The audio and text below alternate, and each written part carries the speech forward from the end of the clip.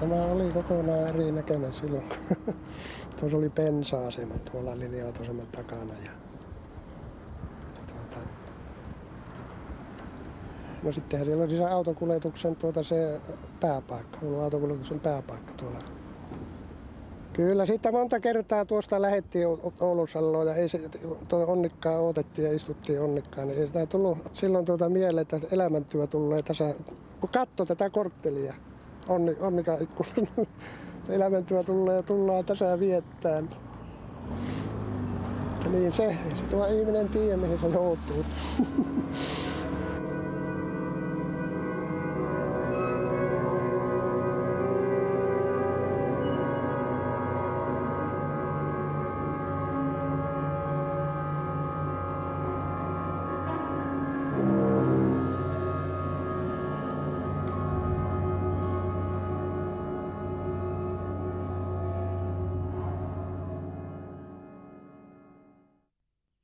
No niin, minä olen Anttila Lauri ja minä 63 tulin talonmieheksi sitä kortteliin ja siitä asti minä olen tässä ollut.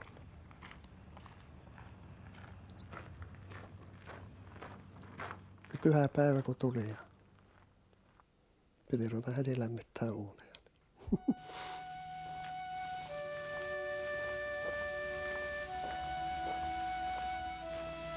Silloin kun tulin 63, niin 54 kakluunia oli. Niitä piti lämmittää.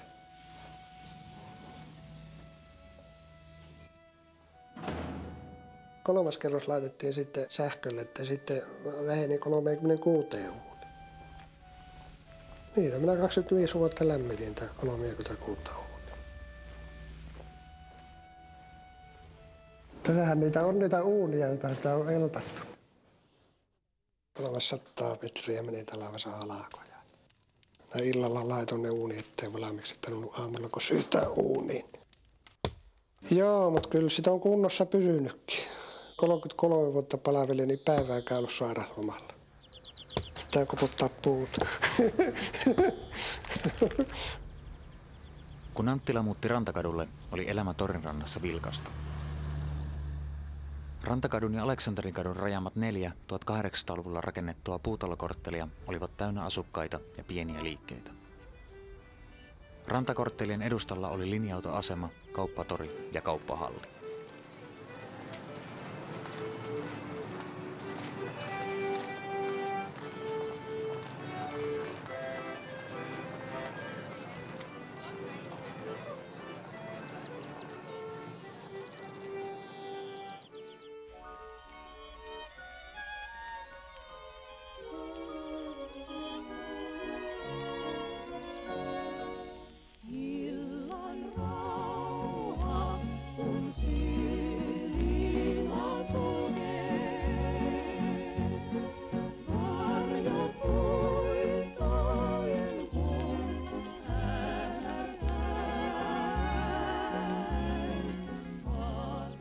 Tässä asuttiin ja tuossa tässä ja sitten oli aina muutamat asukkaat tuossa Teräkselläkin tuolla yläkerrassa ja sitten noita puurakennuksissahan asui. Nehän oli asukkaita täynnä nuo puurakennukset tuossa.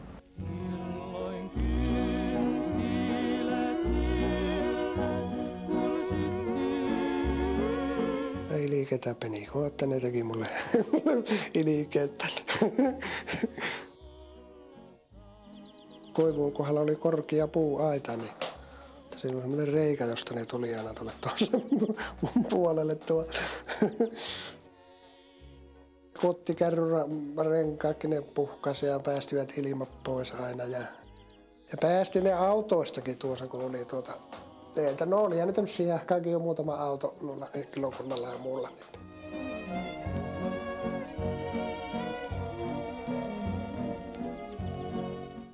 En kai minä, jos niiden kanssa on, nehän olisi yltynyt vaan. Ei kai minä niin välittänyt. Minä pumppasin rattaaseen ilmaa ja sillä sipuli.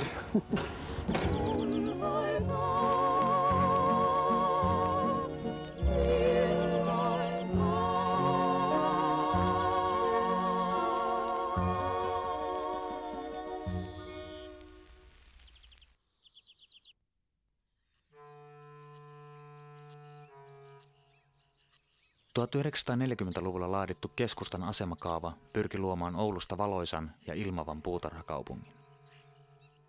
Kaava salli rakentaa keskustaan korkeintaan 5-kerroksisia taloja. No ei sitä noudatettu heti, kun se oli tullut voimaan, niin se sitten alkoi ikään kuin vuotaa. Ja ensimmäisenä pohjalaisen kirjakaupan omistaja sai 1 ylimääräisen kerroksen rakennusoikeutta, mutta hän luovutti sitten katua. Ja sen jälkeen sitten tämä rakentaminen kyllä ryöstäytyi suunnittelijoiden käsistä. Valtuusto joko vaihto rakennusoikeutta tonttimaaksi tai sitten rakennuttajat ostivat valtuustolta, ostivat kaupungilta rahalla. Syntyy tämmöinen käytäntö, josta on sitten vaikea irti päästä. Uusi Oulu on noussut pommitusraunioista ja modernien kivitalojen rakentaminen kaupungin keskustaan jatkuu taukoamatta.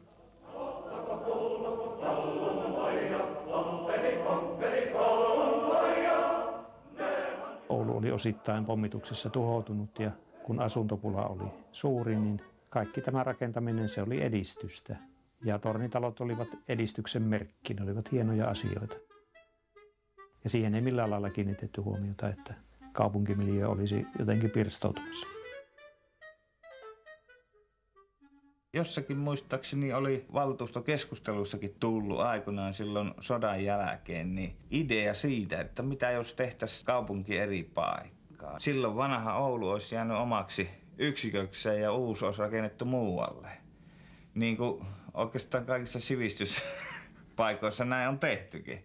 Mutta se ei oikein kestänyt, että oliko sitä 1 vai 2 valtuustohenkilöä ollut sitä mieltä. Ja muut olikin sitä mieltä, että mehän modernisoimme tämän kaupungin.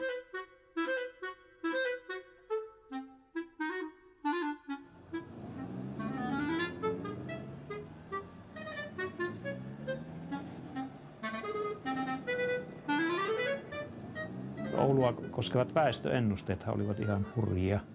Joskus vuoden 2000 paikkeillahan Oulussa näiden ennusteiden mukaan piti asua 200 000 asukasta. Ja nyt syntyi tämä ongelma, että minne ne pannaan asumaan.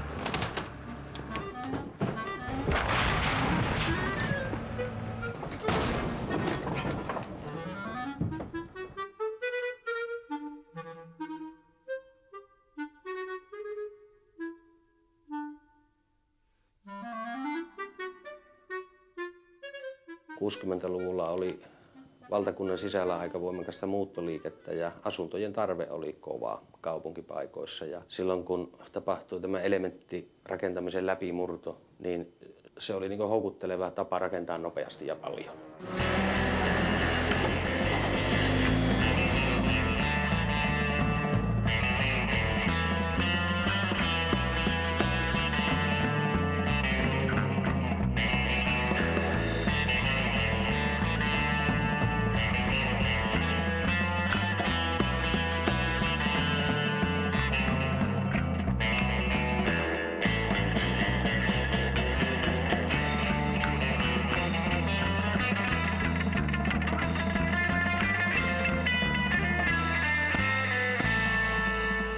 Syntyi semmoinen yhteistyö, jossa kunnan valtuustoissa ja kuntien päättävissä elimissä olevat ihmiset ja urakoitsijat löysivät toisensa.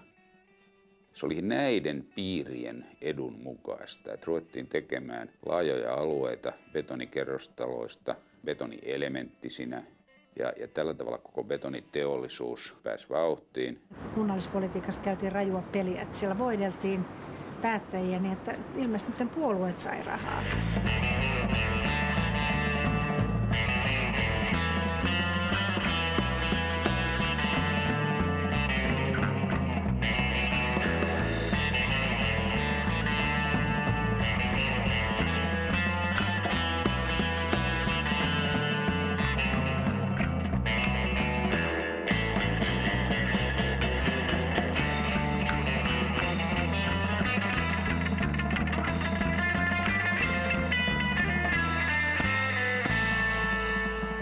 En tiedä, miten kollegat ovat menetelleet, mutta itse en ole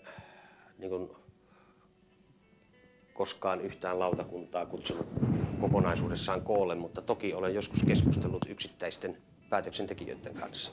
myöskin saunassa. Oli meillä normaalia vieraanvaraisuutta harjoitettiin myöskin. Kyllä meillä oli tapaamisia. Kokousten yhteydessä usein lounastettiin tai sitten oli joitakin tapaamisia myöskin tämmöisissä saunailtamerkeissä. Aika kuuluisahan oli tämä insinöörirakentajien niin sanottu Torikadun sauna. Torikatu 49.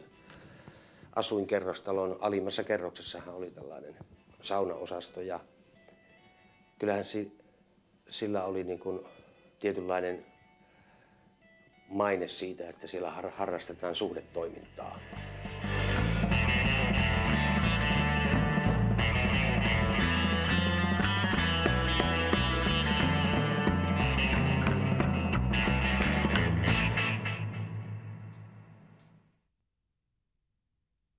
Oulun kaupunki julisti vuonna 1962 suunnittelukilpailun uuden monumentaalikeskuksen rakentamiseksi. Kilpailun voitti arkkitehtitoimisto Marjatta ja Martti Jaatinen. Oulun poika Lyhteislyse on käynyt. Ja oikeastaan juuri sen takia niin jotenkin järkytti monia meistä oululaisista, että nyt oululainen niin tekee tuommoisen ehdotuksen. Torin rantaan Venmannin saarelle rakennettaisiin kirjasto, teatteri, konserttitalo ja 20-kerroksinen kaupungintalo. Torin laitaan nousisi valtion virastotalo ja rantakadulle 5 7-kerroksista toimistorakennusta. Suunnitelma edellytti, että Rantakadun ja Aleksanterinkodun väliset 4 puutalokorttelia purettaisiin. Olin siinä tilaisuudessa, kun Arne Ervi julkisti sen tuloksen. Ja vieläkin tuossa Lafkan ala-aulassa, niin sieluni silmillä näin, kun hän kaunopuheisesti ja lähes mahtipontisesti onnittelu Oulun kaupunkia, kuinka se on saanut näin erinomaisen ja loistavan kulttuurikeskussuunnitelman. Suuri ongelma oli se, että me ei osattu kirjoittaa monumentaalikeskusta oikein. Meillä oli joku hirveä lappu seinällä. Sitä ei kirjoiteta 2 teellä muistaakseni. Tai sitten se piti kirjoittaa 2. Mä vieläkään muista, kumpi se piti olla. Mutta kaikki kirjoitti se alun pitäen väärin ja sitten se opetettiin kirjoittaa oikein. Se oli hieno suunnitelma. Se oli silloin hieno suunnitelma. Se oli sen ajan ihanteiden mukaan erikoisen hieno. Kaikki olivat vakuuttuneita siitä, että se on upea suunnitelma ja se pitää toteuttaa.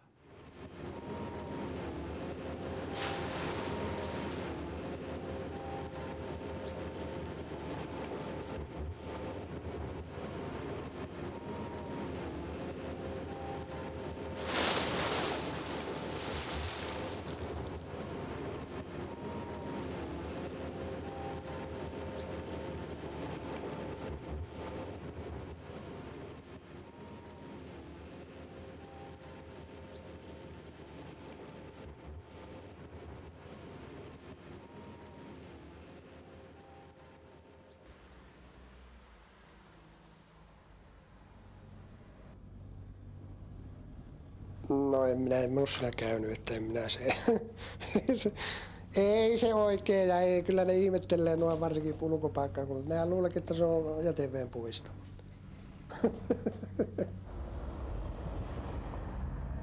Se laitettiin vissiin sen jälkeen se teksti, kun sitten rupesi niitä kulkea niitä huhuja, että kukaan tiennyt mikään se. Kullakin aikakaudella on näitä omia suuntia, tyylisuuntia, jos näin voi sanoa, ja ne edustavat sitä aikaa. Teatterikirjasto tuossa, että kyllä mä sanon, että huonompaakin siinä olisi voinut syntyä. Joo, sehän se on se Oulu.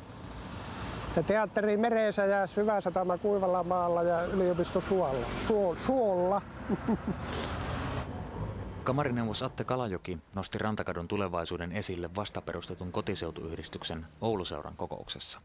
Se elin sitten aikansa tämä keskustelu Ouluseuran sisällä, kunnes sitten 1971 Kaisu Mikkola, Kalevan kulttuuritoimittaja, sattui vastakkain kanssani kadulla ja ryhtyi sinne sitten kertomaan, että oikeastaan hän on huomannut mielenkiintoisen yhtäläisyyden Oulun Rantakadun ja Porin Rantakadun välillä. Kaisu oli siinä tietysti yhtenä primusmoottorina ja minä sitten eräänlaisena Ouluseuran mannekiinina henkeä ja veren hankkeessa mukana. Ei silloin, kun valmistellaan asiaa, vaan silloin, kun jotakin on valmistunut, niin sitten ruvettiin sitä vastustamaan kiihkeästi. Siinä minun ymmärtääkseni Oulun seura on semmoinen suuri lahonsuojeluyhdistys. Osa oli sitä mieltä, että mitä sitä nyt vouhottamaan jotenkin vanhojen talojen tähden, mutta toisaalta Oulussa oli monella muistissa Kopin talon hävittäminen. Se oli todella kaunis talo tuossa Kirkkokadulla ja minä luulen, että se oli yksi semmoinen tekijä, joka lisäsi kiinnostusta Rantakatua kohtaan.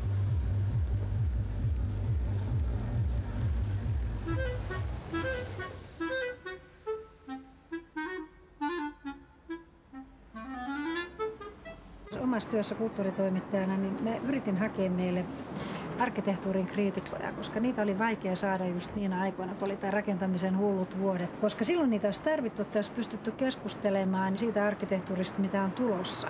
Mutta arkkitehdit ei halunneet kirjoittaa toisistaan, ne oli kollegiaalisia kuin lääkärit keskenään. Esko Kokkonen törmäsi työssään Yleisradion toimittajana asemakaavalautakunnan esityslistaan, joka valmisteli rantakorttelien purkamista. Kokkonen hälytti museolautakunnan ylimääräiseen kokoukseen ja ehdotti, että asemakaavalautakunnalle esitettäisiin Rantakadun pohjoisosien suojelua. Kun apulaiskaupunginjohtaja Yrjö Niskanen kuuli tästä kirjeenvaihdosta ja siitä, millä tavalla tämä oli tullut tietoon, hän sen verran kiukustui minulle, että hän ilmoitti, että hän ei lähetä kyllä enää näitä asemakaavalautakunnan papereita radiolle. Rantakadun suojelu nousi puheenaiheeksi sekä Oulun kaduilla että valtakunnan tiedotusvälineissä. TV2 teki Atte Kalajoen kanssa uhanalaisista rakennuksista elokuvan, jonka Kalajoki kävi esittämässä kaupunginvaltuustolla. Tulemme tähän Rantakadulle, jonka säilyttämisestä on alettu uudelleen puhua. Niin, mutta minä en oikein ymmärrä tätä sinun säilyttämisvimmaasi. No, ei mitään vimmaa, asiat asioina. Silloin oli kulttuuri- ja sosiaalitoimen apulaiskaupunginjohtajana vielä Elias Mikkonen. Taloudellisin argumentein kerta kaikkiaan lauloi minut suohon. Se tuntui aivan pähkähullulta hommalta. Hän antoi sen myöskin ymmärtää, että kaiken näköistä sitä. Siinä meillä oli sitten kulttuurijohtajan tuki.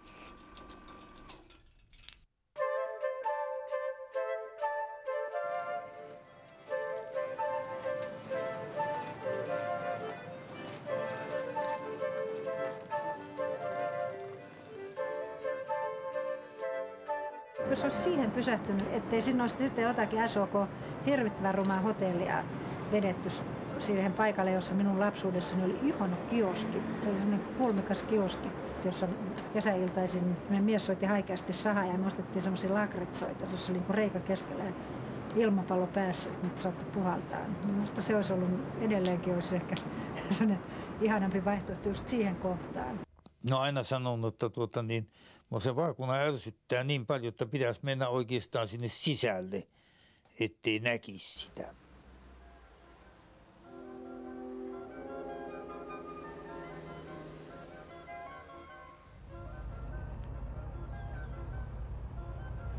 Joo.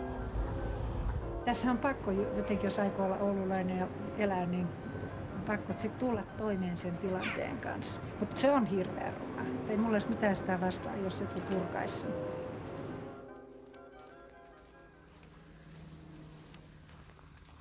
Kun syntyi sitten kansalaisliike, joka itse asiassa eli ehkä tuollaisen 10-15 vuotta hyvinkin aktiivisesti ja ikään kuin eri tahoilta nousi samantapaisia vaatimuksia, niin se osoitti sen, että ei kysymys ollut mistään haihattelusta, vaan siinä oli ihan todella siis järkevä lähtökohta luoda kaupungille omaa ajallista perspektiiviä.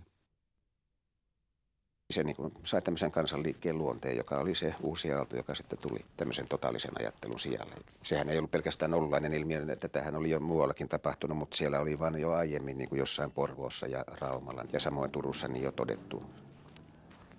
Että täällä Pohjanperillä tämä herääminen tapahtui silloin.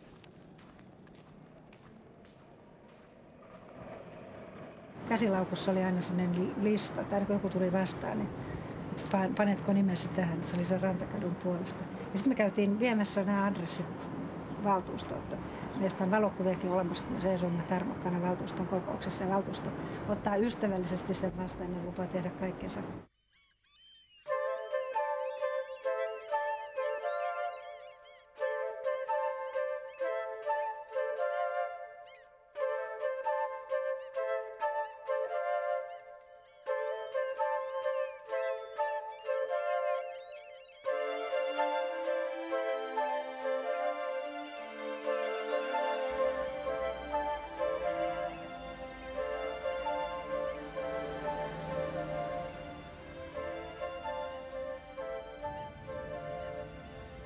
Oli, ja se kun tuo linja-autoasema oli tuossa, niin sehän olikin vilkasta silloin tuo maalaisia kuluu.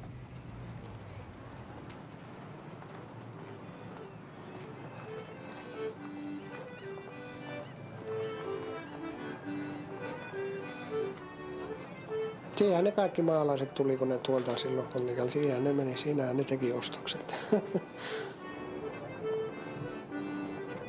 Ja siinä minäkin silloin penskana koulutusta tultiin tänne kaupunkiin. Siinähän sitä käytiin ostamassa. Tämä oli ostettavaa.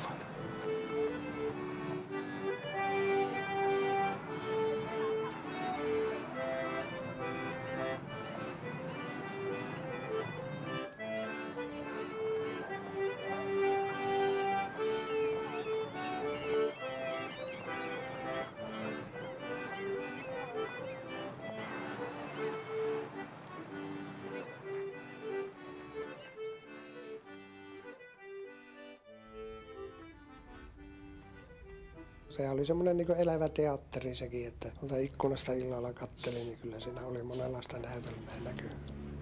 Siinä oli helliä kohtauksia ja sitten vähän toisenlaisiakin. Kyllä kai se olisi varmasti sopinut vieläkin siinä olleen, jos ei olisi noita rakennettu, noita vaakunoita ja muita. Vai se piti saada tuonne rautatieaseman kanssa maalle. Kumma, ettei ne lentokenttää vielä tuolta.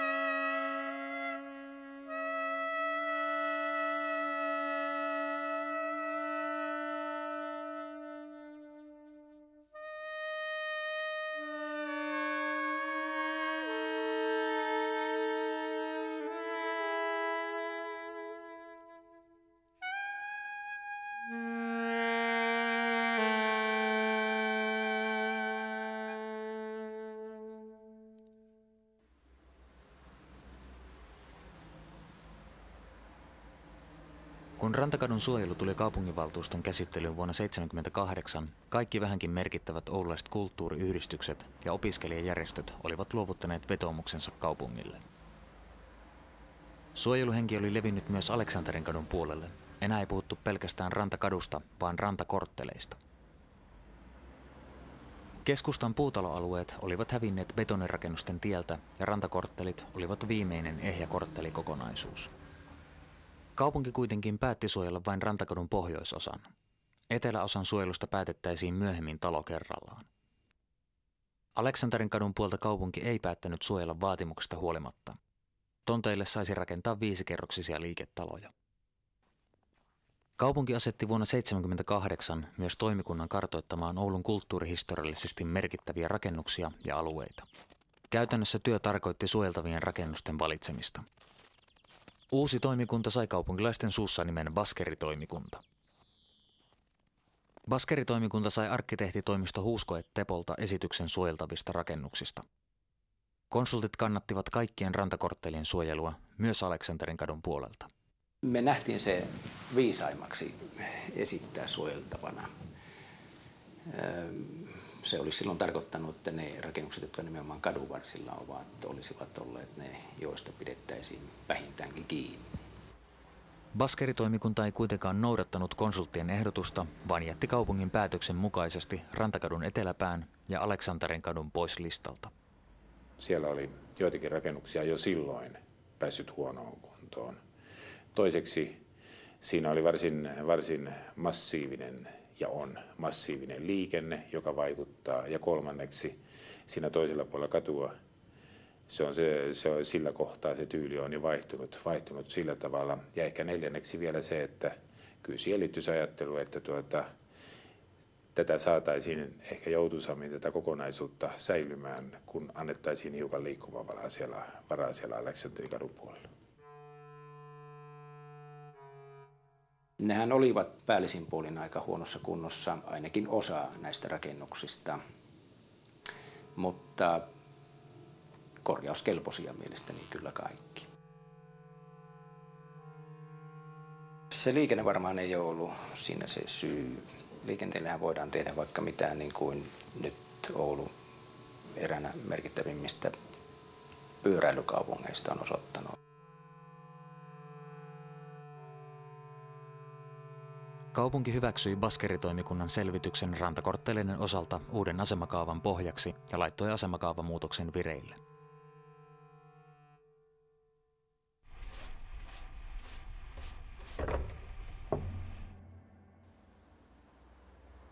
Rakennusliikkeet ryhtyivät hankkimaan rantakortteleiden tontteja ja kiinteistöjä jo 70-luvulla. Kauppa kävi kuumimmillaan 80-luvulla. Silloin mentiin lujaa joka paikassa ja ne, jotka ehti saada parhaat tontit, niin tekivät myös parasta tulosta ja yleensä tavara meni kaupaksi, se vietiin käsistä. Ja niin paljon ei juuri ehditty rakentamaan, kun kauppa kävi. Rakennusliikkeet osti, ainakin insinöörityö osti nämä tontit Teräksen talon ja Oulasvirran talon periaatteessa varsin halvalla. Eli mahdollisuus siihen, että kuluu aikaa ja rakennusoikeudet muuttuu, niin ne sisältyi tähän hintaan. Insinöörityö osti Oulasvirran talon Aleksanterinkatu 8 vuonna 1982. Rakennusliike hääti vuokralaiset ja haki talolle purkulupaa. Purkulupaa ei kuitenkaan myönnetty, koska asemakaavamuutos oli kesken ja oli olemassa mahdollisuus, että talo säilytettäisiin.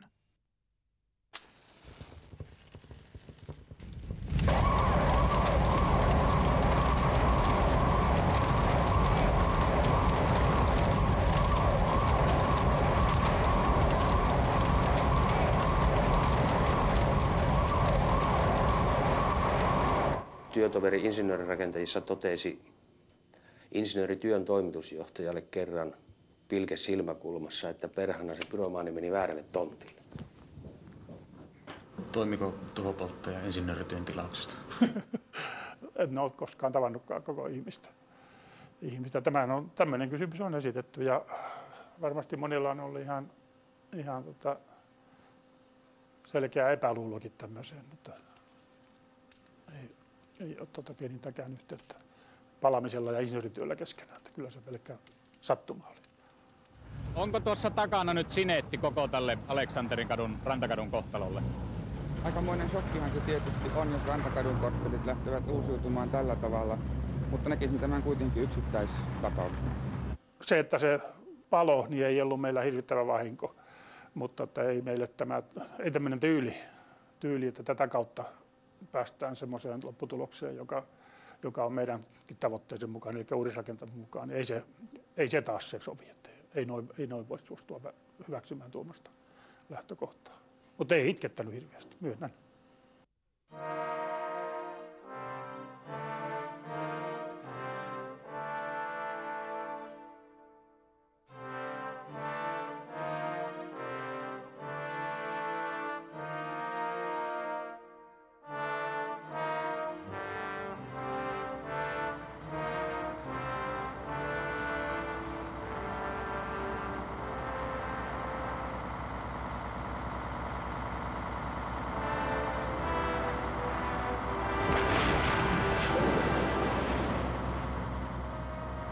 Insinöörityö sai luvan purkaa palaneen talon rauniot. Yhtiön toimitusjohtaja Eino Jokinen antoi purkukäskyn myös viereiselle palossa säilyneelle talolle. Ajattelin, että rohkea mies. Ei niinkään, että välttämättä hirvittävästi kunnioitin tätä menettelyä, mutta pohdiskelin pitkään, että onko tosiaan business niin tärkeää, että kannattaa ryhtyä moiseen.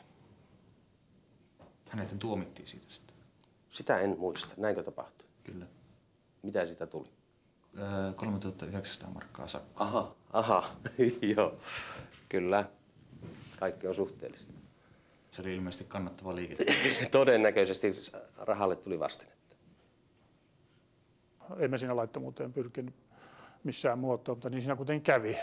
Ajetaan sitä vahingossa ylinopeuttakin ja niin tässä nyt vähän kävi.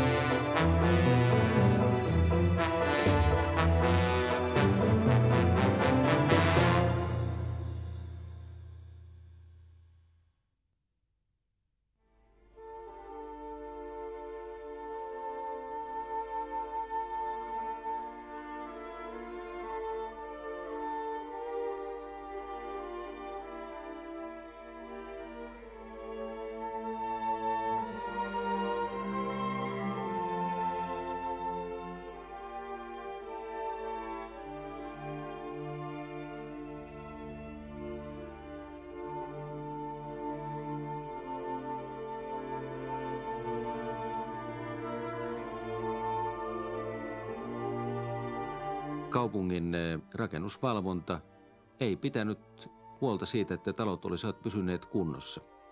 Niiden annettiin rappeutua. No eihän me niistä oikeastaan millään lailla pidetty huolta että ne oli siinä entisessä kunnossaan siinä. Pidettiin päivän selvänä, että kun kaava valmistuu, niin ne talot saa purkaa. Ehkäpä se oli niin, että rakennusvalvontavirastolla ei ollut riittävästi aikaa huomata, että ikkunat olivat rikki ja taloissa asui kaikenlaisia ihmisiä ja ne olivat vähän arveluttavassa käytössä. Siihen saakka historia oli opettanut, että näin on tehty ennenkin ja näin varmaan tullaan tekemään jatkossakin. Uskottiin historian toistava itseään.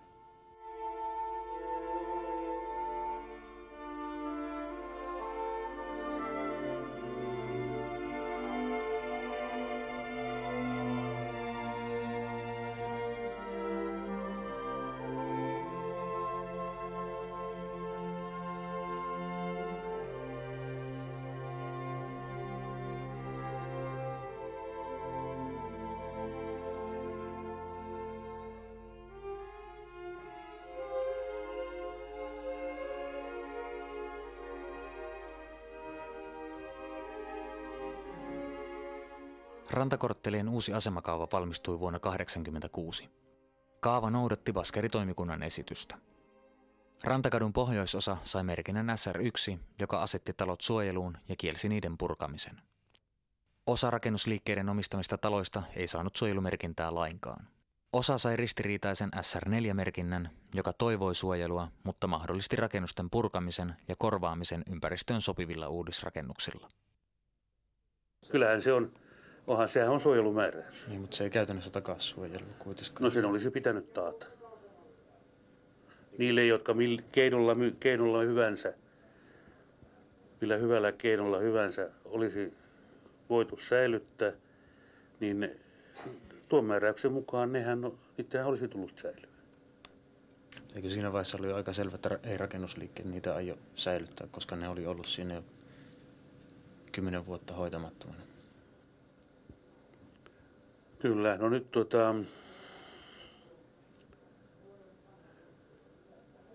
tässä jouduttiin tekemään siis kompromisseja, jotta tämä kaavamuutos saatiin eteenpäin. Kaupunki siinä muualta lupasi rakennusoikeutta ja siirrettiin ratkaisuja tietysti yksittäisten rakennusosien tai rakennusten kohdalta tulevaisuuteen.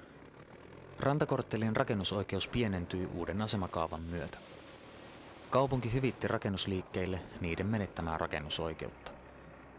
Mihin tämä hyvitys perustuu? Tämä oli siis vain täysin vapaaehtoinen. Ei perustunut lakiin eikä asetukseen, vaan nähtiin näin, että kun tässä oli kaavan mukaista rakennusoikeutta ostettu ja kun kaupunki muutenkin antaa tontteja rakentamiseen, luovuttaa niitä, niin eikö silloin voida luovuttaa niille rakentajille, jotka täällä kunnostaa rakennuksia, niin se puuttuva rakennusoikeus jossain muualla.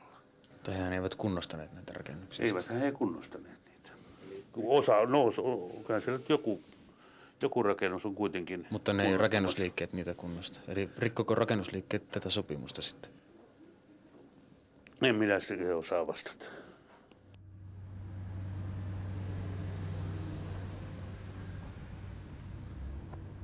Tässähän se oli se raittiuskahvila tässä. Nyt siinä on tämmöinen. Se oli vähän niin kuin nimensä, että se toinen porukka kulki sitten matalassa ja se toinen porukka sitten se raittiuspaarissa. Uusi asemakaava salli Rantakatu 5 purkamisen ja korvaamisen ympäristön sopivalla uudisrakennuksella.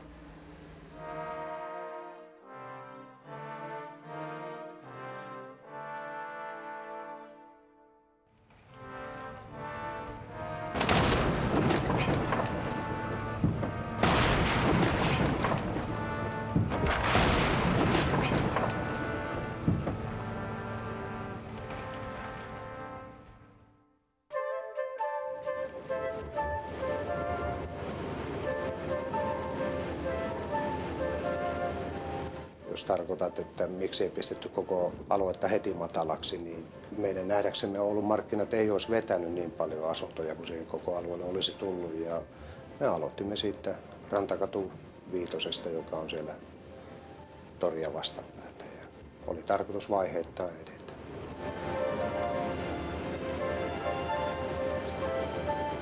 Piirustuspaperilla ne näytti suhteellisen mukavalta ja näytti passaavan siihen. Ja kun siinä oli tehtäisiin osittain semmoista rappausta, joka olisi niin kuin vähän sen Teräksen talon tapaista ja tämmöistä.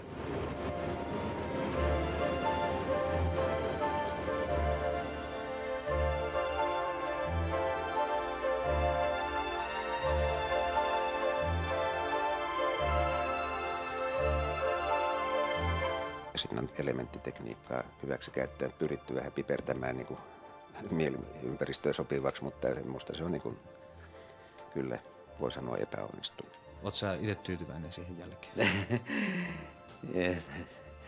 Tämä on nyt justiin semmoinen suuren luokan kysymys. Siis mehän olimme ajamassa siihen kaikkiin niihin suunnitelmiin, mitä me tehtiin, tämmöistä modernia, nykyaikaista ratkaisua. Mutta me saimme luvan tämmöiselle. Ja me tehdään semmoisia kuvia, joille saa rakennusluvan. Eli ne rakennukset on siis kaavan vastaisia? No siltä osin. Ne eivät noudata kaavamääräystä. Nyt tuommoiset betonielementtiblokit tuossa, niin nehän on kaukana siitä, mitä tämä määräys ympäristöön sopiva tarkoittaa. Mutta tässä on juuri se, että rakennusliikkeellä on aika monen valta tässä kuitenkin. Ympäristöministeriö vahvisti rantakorttelien asemakaavan vuonna 1989. Ouluseura hätääntyi SR4-merkinnällä varustettujen talojen puolesta ja teki lääninhallitukselle ehdotuksen suojella talot rakennussuojelulain nojalla.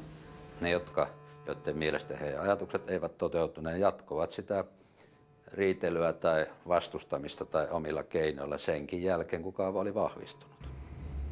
Lääninhallitus päätti suojella insinöörirakentajan omistamat talot Aleksanterin kadulta ja Rantakadulta. Sekä insinöörirakentajat että Oulun kaupunki valittivat suojelupäätöksestä. Voisi sanoa, että kun uunituore demokraattisesti valmisteltu kaava oli lähes vastikään valmistunut, niin sen jälkeen maaherra allekirjoituksellaan mitätöi kansan valitsemien kaupungin valtuuston hyväksymän ja jopa vielä ympäristöministeriön vahvistaman kaavan, että ei käykään näin, vaan asiaa täytyy taas alkaa tutkia. Että se oli lähes sotatila.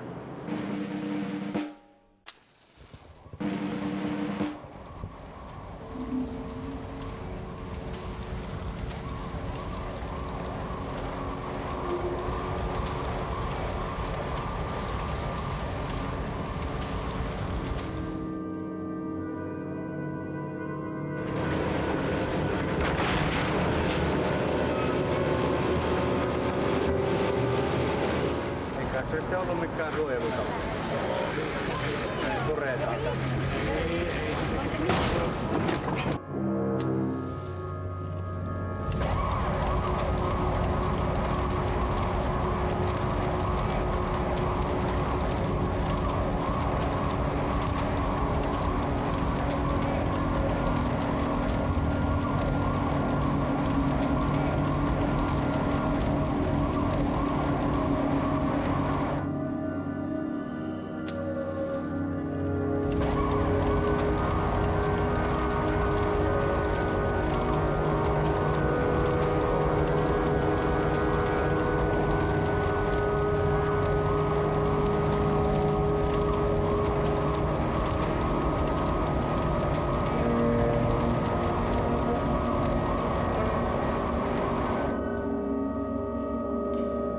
Olihan se hyvin merkillistä, että juuri se kortteli oli semmoinen, joka systemaattisesti, niin se paloi, purettiin, paloi. Kyllä sitä ihmeteltiin ja oltiin vähän niin kuin järkyttyneitä. Ja sitten varsinkin oltiin järkyttyneitä, kun tuli tämmöisiä vihjailuja, että oltaisiin niin ihan myötävaikutettu siihen, mutta sehän ei tietenkään pidä paikkansa. Tuomittava menettely sekä rakennusten jättäminen heitteille, että siellä kaikennäköiset tihut on mahdollisia ja sitten juuri tämmöiset jopa sitten tuhopoltotkin katsomatta sitten, oliko siellä jotkut puliukot lämmitteli talvella vai oliko se niin tilattu työ. Mutta vastuu on kuitenkin heidän katsomatta, miten tuo rappeutuminen ja tuhoaminen on tapahtunut.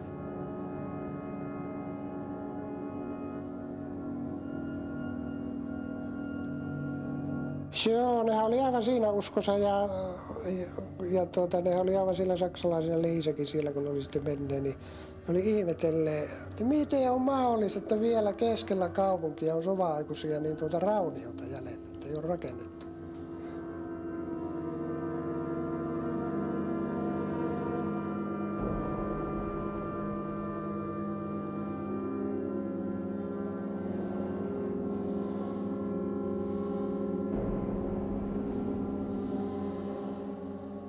Kyllä ne kuvasi niitä. Voi hirviä, kun ne otti tavallisella kameralla ja kaatofilmi ja videokameralla. Ei kai ne kukaan vissiin oikonut, että tehdään te poltittakin, että olette syyllisiä.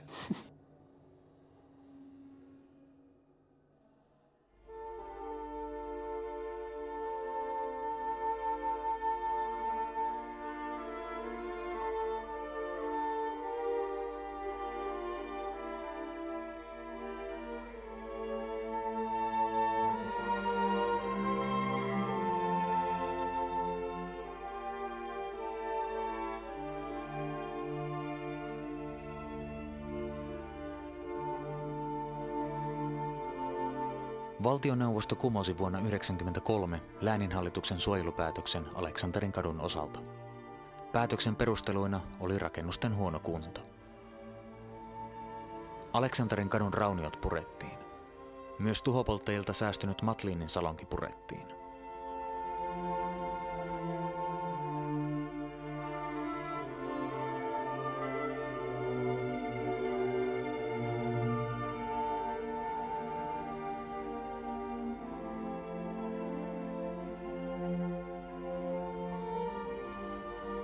Silloin päätetään joku systeemi suojella, että tämä talo suojellaan, niin samalla kertaa pitää päättää, että se maksetaan ja missä se maksetaan ja kuinka se rahoitetaan. Nyt vain suojeltiin ja eikä ollenkaan ollut tehty päätöksiä siitä, että kuinka suojellaan ja siitä se johtuu nimenomaisesti. Eihän kellään yksityisellä yhtiöllä voi olla mielenkiintoa, että se rupeaa kunnostamaan näitä, kun se ei rakennusoikeutta saa riittävästi ja niin edelleen ja niin edelleen. Kaupungin, sanoisiko meidän päättäjien vika, se on, mä en ole kyllä silloin päätöstä tekemässä, mutta että yleisesti ottaen kaupungin valtuusto. Toisaalta taas sitä suojelupäätöksiä tekee semmoinen taho, niin joku museovirasto sun muuta, joka on jo penni-hyrrää rahaa. Että semmoista ei pitäisi mitään periaatteessa kuunnellakaan, että jos ketä maksaa sitä hommaa, niin älkää mitään päättäkö. Että se aika hankalasti pitää olla sillä tavalla, että se vastuu ja valta sillä, kellä on rahat.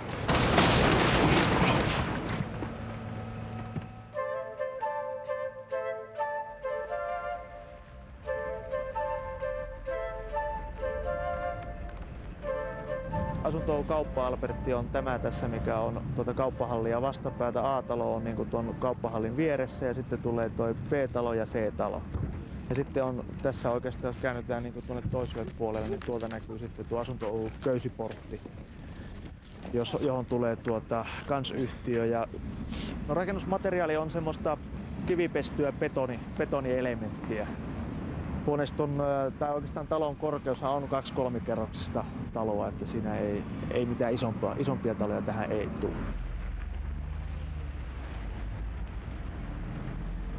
Ja jos ajatellaan korkea kerrostalo ja sitten jos tämmöinen matala puutalo, niin ei se niin kivan näköinen sitten ole. Että vähän kunnioitetaan vanhaakin tässä rakentamisessa. Rantakadun eteläpäästä suojeltiin lopulta myös Rantakatu 7, Hökkärtin talo ja Rantakatu 6, Jurveliuksen talo.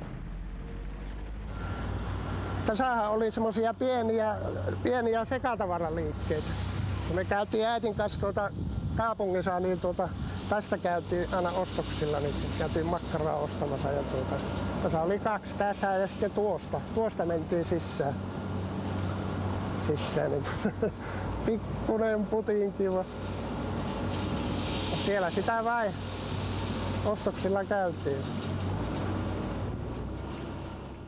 Sehän oli se kuuluisa se matala siinä kaljapuolin.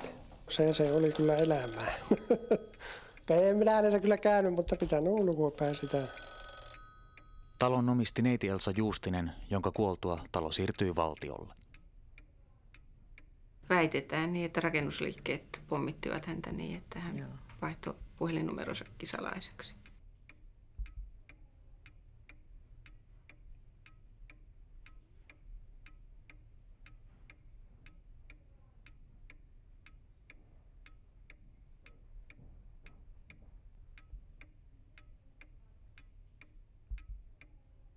Rantakorttelien suojelua vastustaneet perustelivat kantaansa talojen huonolla kunnolla jo 70-luvulla. Vuonna 1997 Rantakatu 6 ryhdyttiin kunnostamaan opiskelija-asunnoiksi ja Rantakatu 7 yksityiseen käyttöön. Puutalot on yleensä ja Oulun keskustassa erityisesti paremmassa kunnossa rungoltaan ja kantavilta rakenteiltaan kuin mitä voidaan päältä katsoen kuvitella. Täällä on kuule perjantaina semmoinen trafiikki yöllä perkele, että et Jukka tiedä, saatana, kun ne tuosta portista kuule pamahtaa semmoinen lauma tänne sisään. Ne tulee puselle ja rikkoo Joo, autoja. ilmeisesti tuohon palautetaan puuportti tuohonkin. Mua ei kiinnosta se portti, mutta tulevaisuutta, että tähän tulee aita. Koska se kuitenkin tähän tulee nuorta porukkaa asumaan, niin mä tiedän sen, mitä se aiheuttaa.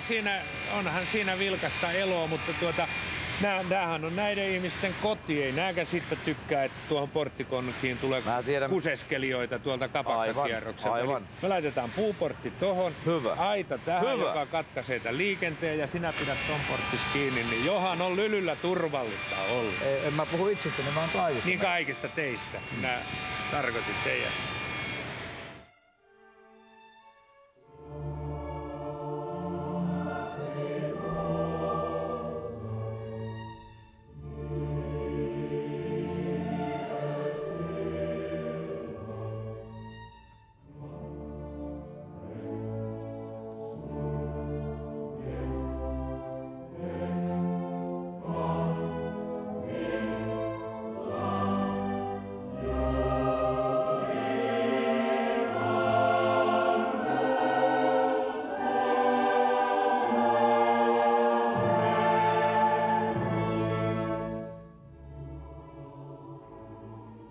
Elementtitekniikassakin on ihan suoranaisia virheitäkin on tullut ja kyllä tuommoinen paikalla rakentaminen ja tiilen käyttö niin on osoittautunut varmemmaksi ja turvallisemmaksikin ratkaisuksi.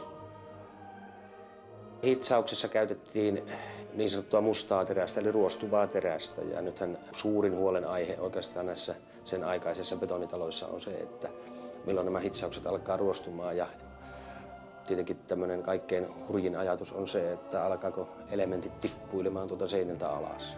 Toi on vaara.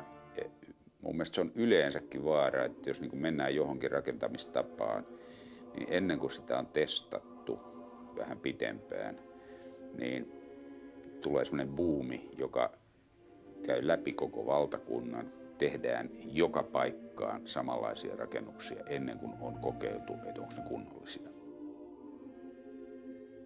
Tekniikka, millä elementtejä silloin rakennettiin, niin on tänä päivänä tuomittua. Kyllä siellä varmasti niin korjausrakentamisen tarvetta tulee kovasti.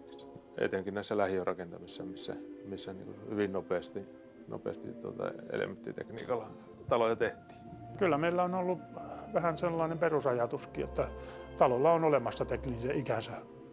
Se kuoletetaan niissä vuosikymmenissä, 30, 40, 50 vuotta, niin sitten talo on tietyllä tavalla uudistettava kaikissa tapauksissa. Mä olin alusta alkaen sitä mieltä, että arkkitehtuurin kritiikki on tärkeää. Mä aina sanon, että se on siitä syystä muun muassa tärkeää, jos verrataan kaikkeen muuhun, että jos kirjoitetaan kritiikki kirjasta, niin voi jollekin sanoa, että älä tuhlaa elämästä siis niin ja niin monta tuntia sen kirjan lukemiseen. Mutta sitten niin joku ihminen, joka tekee niin elämänsä suurimman hankinnan, se pistää niin kymmeniä vuosia tai ainakin vuosia elämässä likoon, että se saa maksettua joku huusollin. Niin me ei voida edes varoittaa sitä, kun meillä on arkkitehtuurin kriitikkoa, että älä mene sinne, se on huono kaupunginosa, huonosti suunniteltu.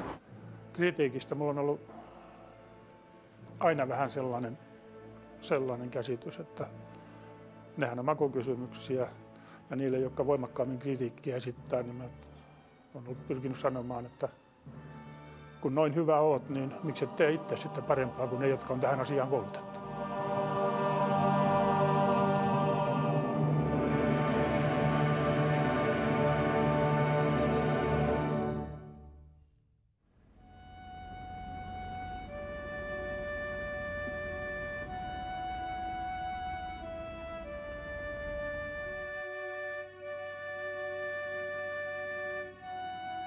Ei tässä kannata hötkyillä.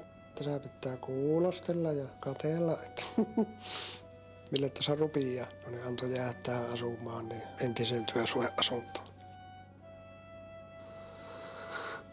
Sen vuoksi, että tässäkin joku asuisi tässä korttelilla, että se menisi aivan autioksi.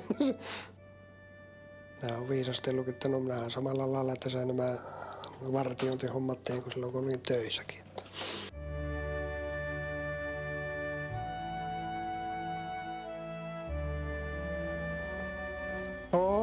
No minähän on kontrollissa siinä noin leikkisesti, niin poikiakin niitä työmiehiä kiusaamaan. Tämä tuli katsoa, kun sitä pääsee asumaan. Niin kuin kellarikerrosta tekivät. Niin. Joo, kyllä nämä kohta pääset, että kohta ruvetaan kerroksia tekemään.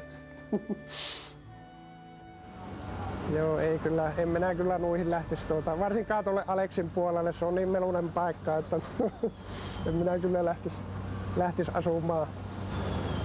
Onkaan ne joku tietysti ostanut, kun ne rakentaa.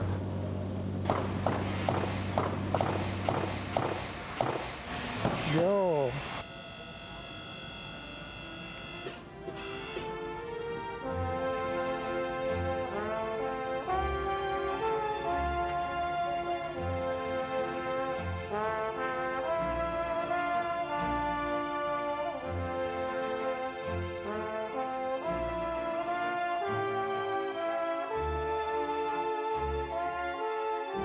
Niin, tietysti jos halutaan, että pannaan kaikki matalaksi ja aloitetaan historia nyt, niin silloin voidaan sanoa, että Oulun seura on ollut luonnollisen kehityksen jarruna, mutta alkaako historia nyt vai onko meillä historia ennen tätä päivää ja ymmärrämmekö me sen vanhan historiapuolelta, mitä me voisimme ehkä tehdä tulevaisuudessa ja osaammeko me ottaa oppia vanhasta historiasta?